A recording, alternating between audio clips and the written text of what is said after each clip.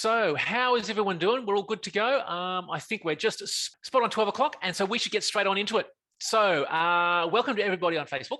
Welcome to everyone within the ILRE real estate community. Helena, thank you so much for sharing your video. It's nice to see you. Awesome. We're on a great Friday, and we are just before the ILRE Real Estate Super Conference. I know that this is coming up in a couple of weeks' time. We've got an ultimate boot camp before that, but today we have an amazing story. Now, for those of you who do not know, the ILRE Real Estate Super Conference is one of the celebrations of successes, and we haven't done one last year. It was a real shame, but we've got one planned for this year, and we've got all the stories, and we've got about 86, I believe, stories that have come through from success stories. And Dymphna now has to go through those 86 stories to choose out which ones are going to be presented and shared with everyone. And today we have one of the stories that was presented at a previous bootcamp, and you are just going to love it, because not only has this gentleman done some amazing turnaround, he has also continued on to do things in this period of time, which is often found as be quite difficult to do, overcoming obstacles and so forth. So I think we should just get straight underway. I'm going to then spotlight you as well. So Sanders, are you there? Are you there? Are you ready to share and have a bit of a chat now? Yes, Michael, I'm there. Fantastic, fantastic. Well, look, thank you so much for taking out the time to do this. I really appreciate that. And I know that your story is going to be, once again, very, very different, very, very unique to you, and also quite inspirational. And you've done some phenomenal things. So probably where we should, start is, let's start at the beginning. And did you want to share a little bit about where you were at before you joined the community? What was your life like before? Thank you very much, Michael, and for allowing me to share my story with all the other I Love Real Estate students. My story is very unique. My story is one of those that when you look at it and you say, oh man, what really happened? But I presume we are here to inspire each other. We are here to learn. We are here to, share our ideas and see that some of the things that we think they are impossible, they are actually possible. Once you implement, you learn and execute whatever you learn. So absolutely, Sanders, I've got to say absolutely. And what you've just mentioned there about doing the impossible, I think everyone's going to find that out as well. Fantastic, man. Fantastic. Yeah, so for me, I am an immigrant. I came from Zimbabwe. So I came into Australia in 2004. And the reason I came here was because I had a job. I was a registered nurse. So, it was so hard coming here because I had to be registered with the Australian Nursing Council. I had to raise airfares. And then I also needed to bring my family up here. And it's a foreign country. I had never traveled to Australia before. So yeah, it was a very, very difficult and a unique situation. Mm. And you didn't arrive with much. I mean, you had to sell everything to get the airfares out. And how much did you have when you arrived here? So I came here first and I left my family back home, and I only had $50 on myself. Wow. Okay. That's tough. Arriving here. Yeah. And man, that must have been tough. That must have been tough. I mean, obviously leaving your home country as well and coming here. That was pretty tough for you, yeah, when you first started out? Yeah, look, Zimbabwe was one of the richest African countries. It was actually the bread basket of Africa. Everyone wanted to visit Zimbabwe for tourism and all the other stuff. I never dreamt of leaving the country. It was so beautiful. Everything was going well. But somehow, because of political situations, things just changed overnight. So yeah, getting here was really very difficult. Number one, getting to work with people that you have never met. learning the language, learning the culture, learning everything new. And not only that, without money. And, so I had to work 2 jobs to try and bring my family here, so that I could raise enough beds. So it was tough, but it had to be. Wow. Okay. Well, Sanders, can we fast forward a little bit? Where were you at when you just before you joined? I mean, obviously, you came to Australia, you managed to get your family over as well. You started with literally nothing, like $50 and so forth. You've then obviously started to get into working and so forth. How did things kind of change for you, and what was the turning point for you to join the community? So what really happened is a long story, but we'll try and cut it short for the sake of time. So um, I wanted to invest, and I've heard other people talking about investing, but I had no clue. I had no knowledge. I didn't know what was supposed to be done. So because of peer pressure, what I did was I just walked into a suburb that I didn't even know and went on to buy my first investment. But having said that, I had already bought our permanent place of residence 2 years into Australia.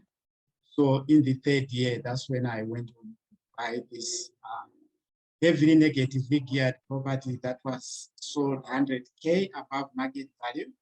And the rent was really so low that it was so hard to actually service the loan. And because of lack of knowledge, the investment was actually even collateralized with our first home. So, and I didn't know this was the case. So this is where I was before I actually joined ILRE. So it sounds like you've gone on a path as a number of other students have as well. So you've bought a property, it's negative geared, it was above market value, and it's cross collateralized, all the kind of mistakes. Yeah, exactly right. And on top of that, I had credit card debt about $10,000. I had a car loan debt about $25,000. So everything was sort of, starting to go the wrong direction. Yep. Okay. And this was really, yeah. So you're trying to do the right thing, but man, things are, you were lacking the education. Yeah. Yes, I think the lack of education was massive. Yeah. So how did you come to the community? You had a friend or a family member who mentioned something. Was that right? Yeah, before that, I had actually tried a few property educational groups that I went to, but it was really changing nothing. So, but a friend of mine said, "Well, have you ever heard about ILRE real estate?" I said, "No, I've never." So he said, "No, there's a 1-day conference that is happening in Parramatta. If you want to join, we can actually go together." So I said, "Yeah, this is what I want. I need." And so I went there, and that was an eye opener for me. So, and after the event, I was fired up. I was, motivated, and because every student I met there, they were all positive. They were talking about how they achieved this, they've done this, and whatever their plans were. So without any money again, I went on to plunge into another credit card to purchase my first ultimate course. So you put it on credit card because you didn't have the money. Exactly right. Wow. Okay. All right. I just want to let everyone know here. This is going to be really interesting because you've got to see what's going to happen in the years that come by and where Sanders is at the moment, and how this has turned around. Because I tell you, this is really interesting. I'm getting inspired now because I know what's coming. You guys should as well. So when you first got in, what were the things that you did? Like, obviously, there's within the community, you've got and the training. You've got a stack of information. You've got an awesome supportive community, and you've got the coaches available to you. What were the things you first kind of dug yourself into? What was the first things, or you got yourself into and immersed yourself into? What did you do first?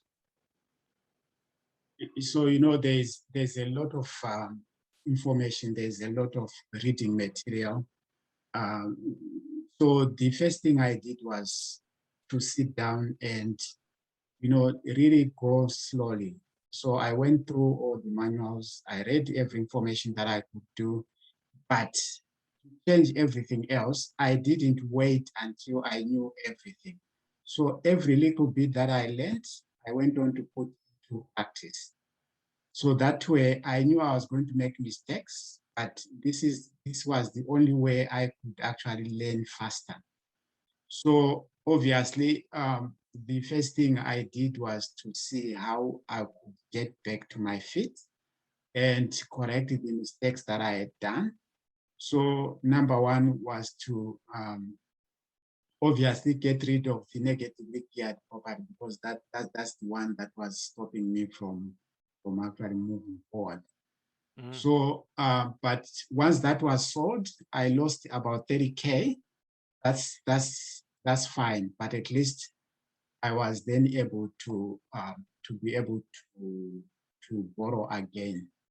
Mm-hmm. And then I worked my way up. I didn't want to buy anything until I got rid of my credit card and I got rid of my car loan. So this was just to set me up so I could then start investing properly. But I also had friends from ILRE Real Estate, I could ask questions. There's mentors, coaches, and all that stuff. So it sounds like a bit of a tough start to get yourself back to square one almost. Get rid of the negative gearing, get rid of the car loans, get rid of the bad debt to get you back up to square one. So you've got the serviceability.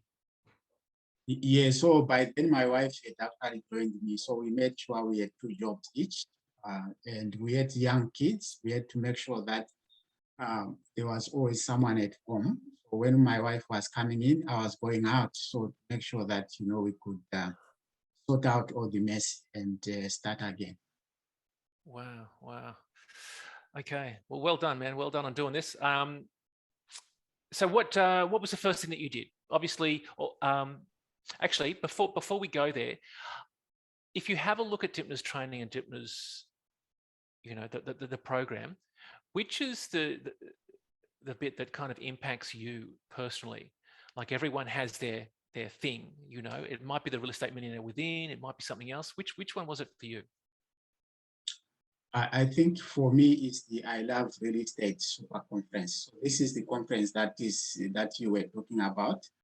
It really motivates me. Like, this is the time when you reflect. This is the time when you really get to see what other people can achieve. And this is the time you hear other people's stories. Because sometimes we think everything is so easy and you can do that. But then you actually get pumped up and say, oh, if these people can do this, surely I can do this as well. So this is one of the areas that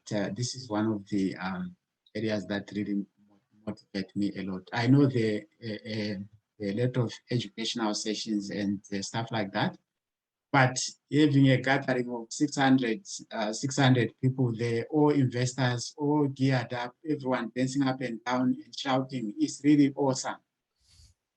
It totally is. It totally is. And we want to try to create that as much as possible coming up in the next month or so.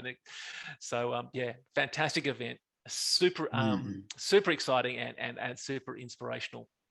Yeah, awesome. Just out of interest, Sanders, some of the when you do your peg on the sand, often a lot of students will actually write down and say, I want to share my story on stage with Dymphna. Did you do that as well? Yes, I actually did that, and it's still on my.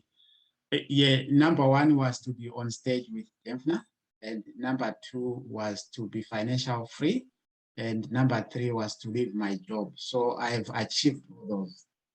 And you've got all of them done. Yes. From your peg in the sand. Fantastic. Awesome. So look, I think what we want to probably do now is, can we have a look at some of the deals that you've done?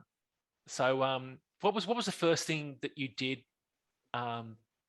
when you first got rid of negative gearing, got rid of the debt, got rid of the credit card debt and car loan and so forth, and got into the first deal? What was that you started off with? You know, the good thing about ILRE real estate education is that, you know, they teach a number of strategies, and then you have to choose one. You can't be a jack of all trades. You need to choose one and then maybe perfect it very well. So, you know, I was still struggling. I didn't know which was my best strategy. So my first one was actually purchasing a block of land off the plan. And it took about 3 years to actually build. I went on to build a house. And then I sold it because I was poor on equity. I didn't have enough money.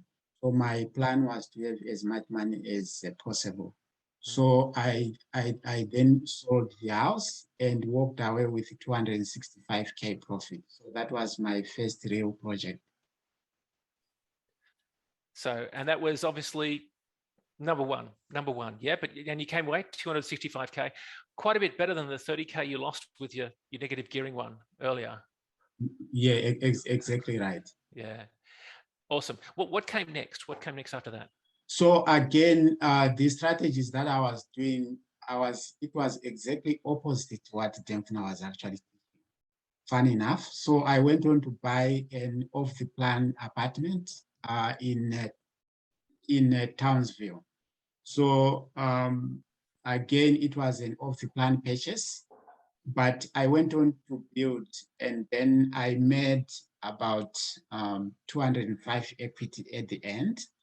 But because it was positively geared, I didn't sell it. So I kept it because it was positively geared by $3,000 a year. Mm-hmm. Yeah, so that was my deal number 2. Fantastic. So even though you're not doing the ideal strategy like Dymphna mentions, you're still doing well. Correct. Yeah. Okay, cool. And then you did another one like that too, didn't you? Number 3 was another similar deal. It was a townhouse off the plan purchase in Newcastle. So this one, I actually sold it and made 40K profit from it. Got it. Awesome. Okay, cool. So still making money. All right. Good to hear. Number 3. And then what happened next? So now I knew I had educated myself. Now I had more money at my disposal. And then I went on to practice what I learned. So my strategies were developments with multiple strategies stacked all together. So I could get a deal and, you know, put massive multiple strategies. This is the only way I thought I could actually make money. So I targeted infill sites. So this one was, it was a house that I bought on a piece of land, and it needed a cosmetic renovation. And then I went on to build a grand flat at the back, and I sold both and made 143K profit. Another 143K profit. Awesome. All right. Then what was next? You kept on going. But those listening, just let you in on something. There's still a few deals to go. I mean, Sanders has done so many that I think, in discussing and trying to work out how many we've done, we're actually losing track. And I think, Sanders, you were trying to work out how many have I actually done. So stay with us as best we can, and we'll keep you going. Yeah. Yeah, that's okay. Yeah. So then, as I said, my whatever I was doing, I was trying to build on as much equity as I could, because I didn't want to struggle financially. I just wanted to make sure that I had a lot of money to then. That's why everything I was actually selling. So my next deal was an old house on a block of land. And then I went on to build 3 villas at the back. So that was 4 properties in total. And then I sold everything And this time I made 500K. Wow. Okay. Cool. So up to deal number 5, if we look at it correctly, you've probably made over about $1 million in equity. Exactly right. From those first 5. Awesome. Awesome. Fantastic. But you didn't stop. You kept on going. What was the next one? So now my next strategy was positive cash flow. So the reason for that now, I was trying to make sure that whatever I buy is never negatively geared, but it actually gives me money. So I could be able to buy more and then replace my income. So the next deal was not a very flashy deal. It was a very old townhouse that was purchased for $265. And then we did a cosmetic renovation, and then there was a very big uplift. But not only that, this was a positive cash flow deal that was bringing in, so 265 pages, and it was bringing in $320 a week rent. So it was massively positively geared. So I actually kept one. And so this is now starting to everything that I touch. Fantastic. Fantastic. All right. Now you're starting to add cash flow to the equity uplift. And it's one thing that Dymphna says as well. It says if you're equity poor, you should start on that to build up your equity chunk deals. Yeah. Excellent. All right. What was next, Sanders? Where are you at now? Yeah, look, so now, as I said, with the knowledge that I had, I live in New South Wales. I said, why don't I go interstate? So I went to Brisbane and bought a house in a block of land. And as I said, I was stacking deals, so multiple strategy deals. So I demolished the house and went on to build 2 5-bedroom homes. And then I sold one and kept one and converted it into a 1B building, which was a share house, and with a positive cash flow of 24K per year. Nice one. Fantastic. And you got some uplift on that as well? Equity? Yes. There was a lot of equity there. So it wasn't much, but I walked away with 185. Awesome. Okay, cool. All right. And then you did more, yeah? Yes. So now I sat down, I said, what then can I do? I need to do deals that, number one, bring in equity, and then number two, they are positively geared. So I went into duplex developments. So my next deal was a duplex development where I bought the land for 300K, went on to build for 500, and then I had a profit of 250. So I sold one duplex and actually kept one. And the one that I kept is 15K positive cash flow.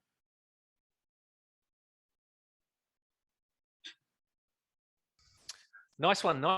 Okay, cool. So getting up to the cash flow as well. All right. Good. With a duplex. And then what was next? So next again is an interstate deal. I went to Tasmania. So as you can see now, I'm not only investing in New South Wales, so I'm investing everywhere. So this was a joint venture deal where we bought land. Or we bought a house, renovated the house, and built 2 townhouses at the back and sold everything and shared 50-50. So we made 208K and shared 140 between us. Fantastic. And then still in Tasmania, we went on to a bigger deal where there was an existing house again. We went on to build 5. So there was 6 altogether. And we made a profit of 320K and shared half. Far out. Okay. Another 320K profit. Now, Sanders, how are we doing time-wise on this? Like, we're up to deal number 8. I'm still trying to kind of calculate here. Your equity is kind of like, it's really kind of like increasing quite a lot, and now you're starting on the cash flow. How are we talking about time-wise? Like how long is this taking you to get to this point? So this is within a 6-year time frame, from 2010 up to 2019. Sorry, about 9 years. Yep. Okay, great. All right. But remember, I'm also in a job. I've been working as a nurse, so doing this as a part-time. So it's not like I'm doing this full-time. So I am still employed full-time and being able to do this as well. And your first deal took you 3 years to do as well. Yeah, the first deal, the off-the-plan purchase, it took 3 years, correct? Yeah, okay, cool. So you're starting to get faster and you're starting to gain momentum, obviously gaining more equity, so you can reach out and do bigger deals and do them faster. Yep. All right. So what so we're this is deal number 8, and I think that was also in Tasmania as well, the house. What was the next one? Where did you go from there? So from there now, I am purely doing my investments and developments in New South Wales. So I think counting wise, after the 2019 Super Conference, where I presented this, I went on to do 5 more deals. And then I've got 5 deals on the pipeline right now. And just this week, I got a DA for a triplex. So, so the deals that I did, they were mostly duplexes. So my plan is, as I said, build a duplex, sell one, and keep one. So I've completely replaced my income doing that. And I have left my nursing job. I'm doing developments full time. So as I said, I've got 5 developments that are going through. I've got multiple JV partners there. My role in that is to manage the sites. So I identify the sites, do the due diligence, do the feasibility, send it to the money partners. And my joint venture, my JVs are in different shapes and sizes. So it could be a JV with a landowner, a JV with a money partner, or it could be a 50-50 JV. So it really depends on the type of deal that I actually get. And yeah, that's all I am doing. Wow. And I think that probably just answers Helena's question. Helena, you were asking, did Sanders do a JV with the owner of the house in Tasmania? No, the one in Tasmania, it was a direct purchase. It wasn't. It was a JV. It was two of us. Okay, but you have done JVs with the owners as well. I've got a JV right now with the landowner where they didn't know they could do anything. So I went on. They consulted me, and then we went on to. So this deal is a land they purchased in 2015. They purchased it for 350. It's really a steal, and they owe about 100K, I think, on that. So we got a DA. Construction is starting this coming month for a duplex, and the profit projected there is about 100K. Sorry, 800K is the projected profit. And because I am doing the JV with the landowner, I can't go 50-50. So we are actually going 40-60. Wow, okay. But I do not have any of my money in that deal. All I am doing is managing the project. So you've got no money in the deal and you're getting 40-60 return with an 800 projected profit. Yes. Nice one. Nice one. Who would like to do deals like this? No money, no money in the deal, managing the deal, and ending up getting a 40-60 split of around 800K. Quite phenomenal. Quite phenomenal. Yep. All right. Now I'm just going to check some of the things in Facebook as well. What have we got? We've got Glenn saying magical. Catherine is inspired. Yep. And also Rashini, inspired. Thank you. Rashini, was question. Living in New South Wales, how do you locate the properties in Tas and Brisbane? Do you use a buyer's agent? Yeah. Fortunately, I am a buyer's agent myself, so I do the research.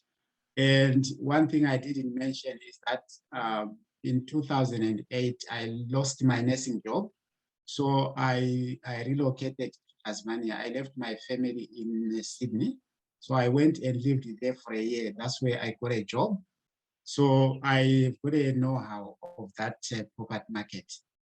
And in terms of Brisbane, this is a unique deal that I was searching on the internet. I saw it, I saw the potential, and I just flew there, just got onto the plane, got there, knocked on the seller's door as if I was hungry or looking for water. And then they allowed me into their house and I started talking to them. And that's how I actually got the deal. You flew there and knocked on their door? Yes.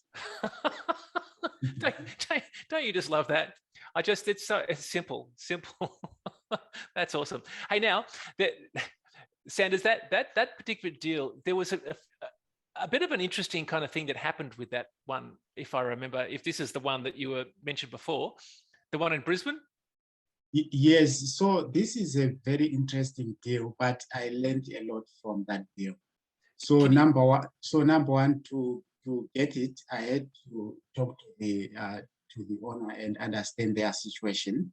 So it was a husband and wife, and the wife was critically ill. They wanted to get to a nursing home and they wanted to sell. So I had to listen to their story and offer whatever they actually wanted. So we had to negotiate. So this property had a big house sitting at the center. The land size was 850 square meters, so I could split it into two. But this is what I did. So before I got a loan approval to build, I went on to smash the house down. So I demolished the house. So I breached the bank loan situation. So the bank said, look, we lent you money because there was an existing structure there. Now you are coming to us to borrow for construction. While you have demolished the house, sorry, we are not going to lend you money. You need to repay our money back. No way. So you've got the loan there. You're expecting it to be able to even to purchase, but you don't and construct. But yes, so now that you've knocked it down, that's it. Loan's gone. Yes, so I tried to contact different mortgage brokers to get me out of the hole, but every broker said, mate, you have actually staffed up. I don't think you get a lender that you can actually lend you money to go and build. Probably the best idea, you need to repay the loan. And the loan was very high. It was about $720,000.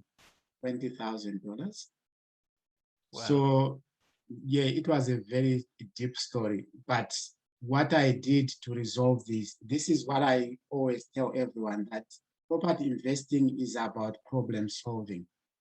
There is no deal that is direct or easy. You just have to solve whatever problem you come across. So to solve this problem, I went and walked into a bank myself, smiling, although I knew I was traumatized, and explained my situation to the bank and said, look, guys, I'm a nice guy. I've got a job. This is what I've done. I've messed up. Is there any how you can get me out of this problem? And the bank said, oh, that's fine. If you can present this, and that, so which I did. And then I got a construction loan. And then I refinanced with the other, obviously moved from the previous bank. That bank was paid their money. Then the next bank took over. That's when I managed to actually go and build. So it's not easy. It's not, sometimes you think it's all rosy, but sometimes you go through this. But I learned a lot.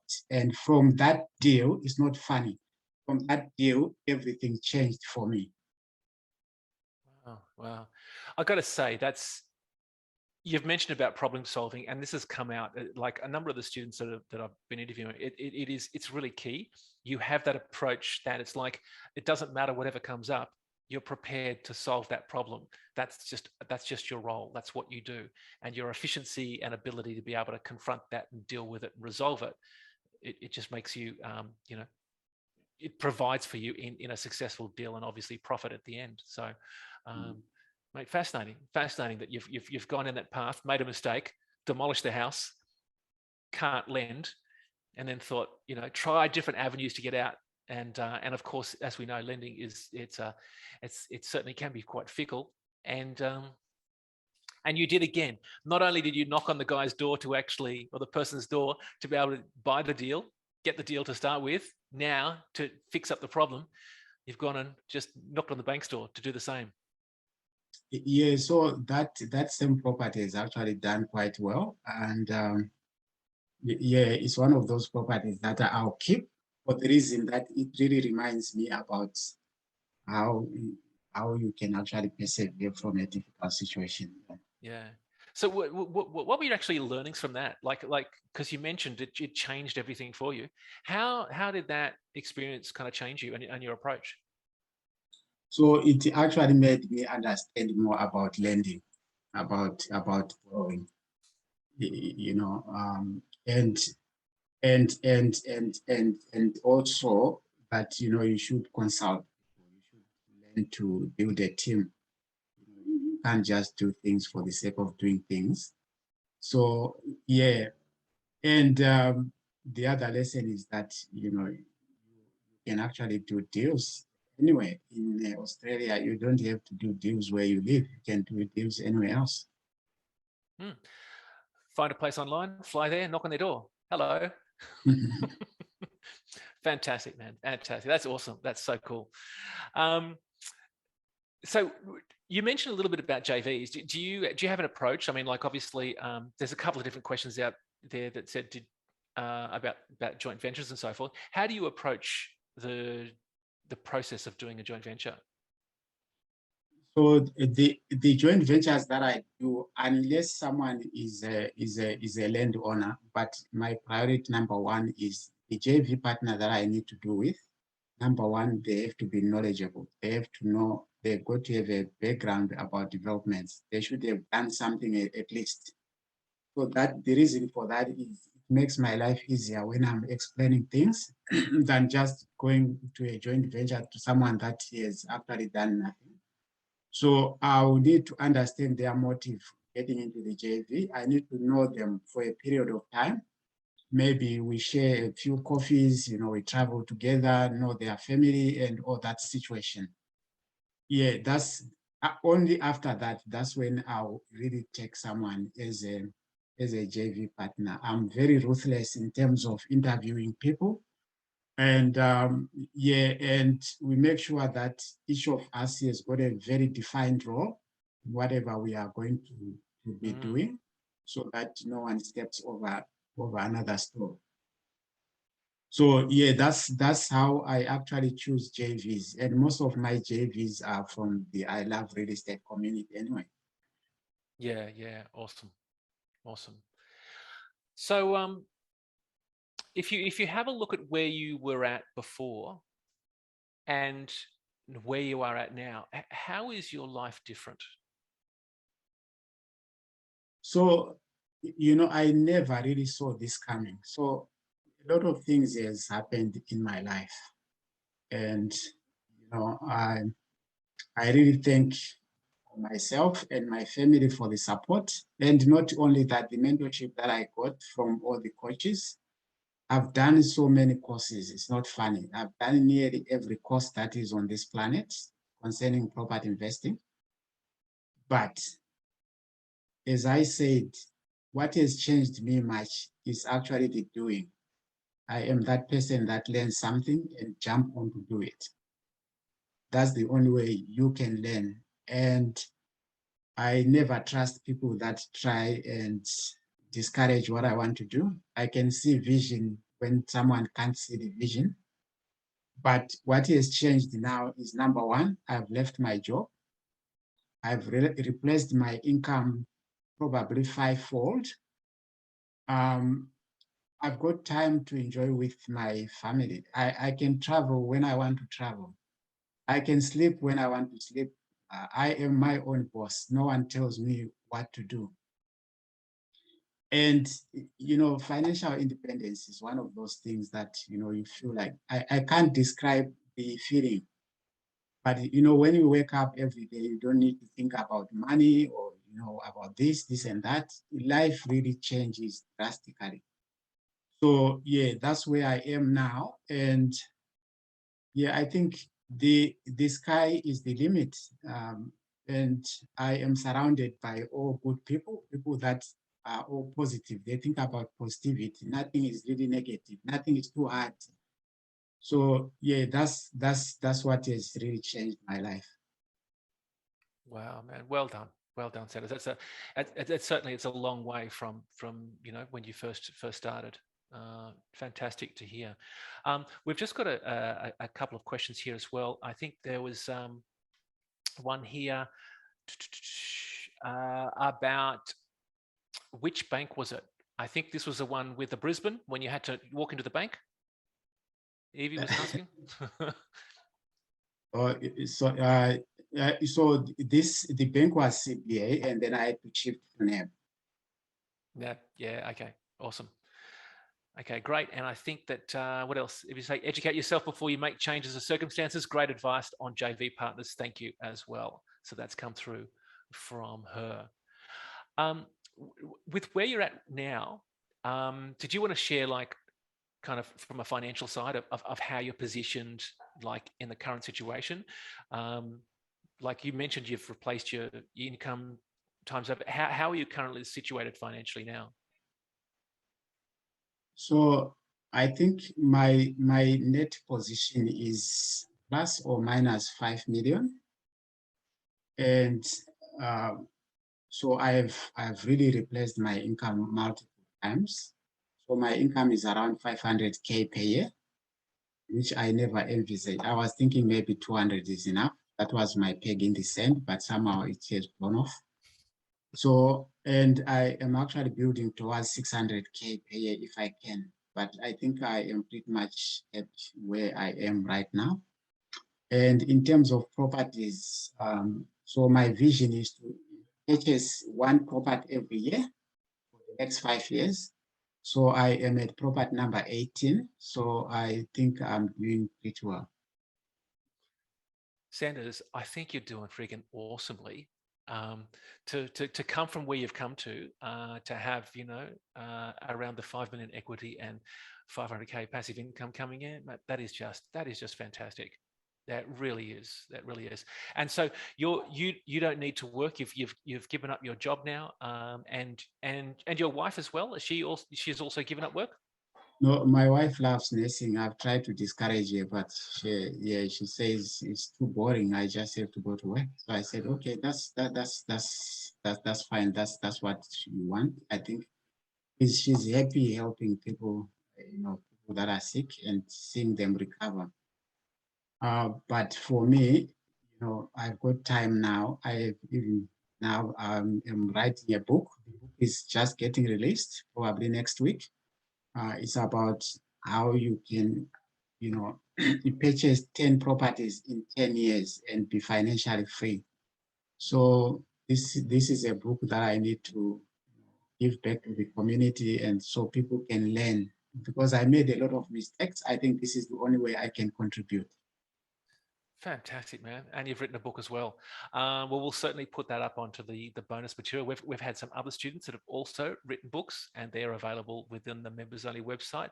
So please, once you do and you have a link to join it, we'll certainly add that in as well. Now, one other thing we haven't touched on, which we really should, is that you also joined Platinum, didn't you? Yeah, so as I said, it was from ultimate all the way up to platinum. Mm-hmm. But then in 2019, when I was the second finalist in the I Love Real Estate Super Conference, so I was given another opportunity to do platinum again. So so I had to do it twice, which is good. So I had to actually learn more.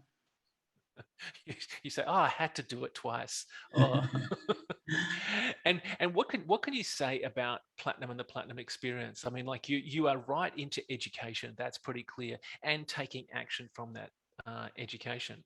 And platinum is very much an accountability program as well. How did you find platinum for yourself? So platinum really elevates you to the next level. So as you said, it's about accountability. So you get to learn massively. But what I really got out of everything else is learning about feasibility. You know, that's where I was struggling a lot. But and then the other positive thing is you actually meet the real people doing the real deals. And these are people that are on the doing stuff, not only talking about it, but really doing it. So you get to share, you get to learn, you get to see, and it even actually motivates you more.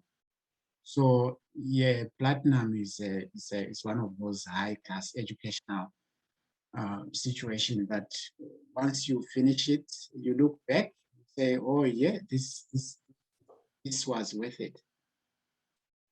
Fantastic, fantastic, and lots of positive comments we've got coming through here as well. The sky is the limit. Uh, And there's another one. Congratulations from Joy, and love your wife's perspective from Eve as well. So awesome. So Sanders, if if there's new students here and they're just joining up and they're thinking, oh gee, what's this program all about? What what kind of advice would you give them for someone starting out who's just joined up, probably a little bit overwhelmed because there's so much information and getting and seeing a lot of things? What would you say to them? I think step number one is to sit down and really reflect on yourself, look at the type of person that you are. And then secondly, believe, believe in yourself. You know, people have got this mindset that, it can only be done by so and so. I can't do it. You know, it is too hard.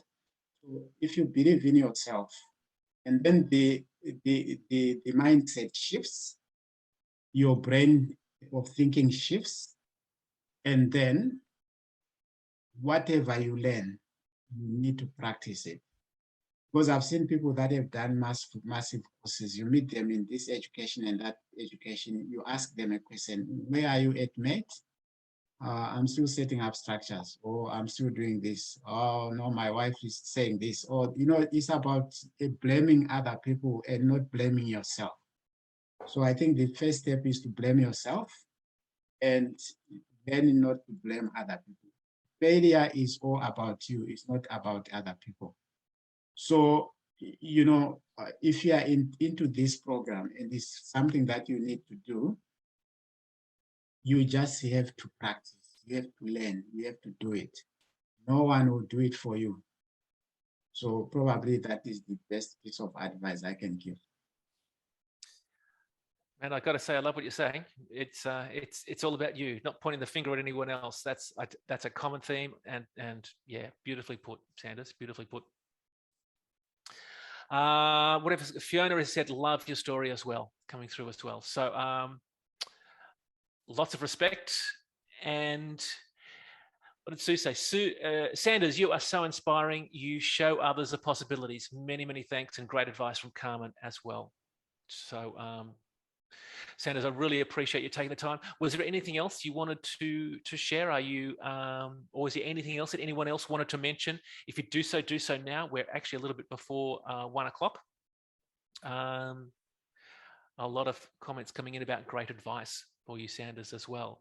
So look, I really want to just acknowledge you for what you've done. You've really seriously just changed your life in such a massive way, and the influence in regards to inspiring others to be able to get out there and take the action themselves is phenomenal. So thank you so much for taking the time out.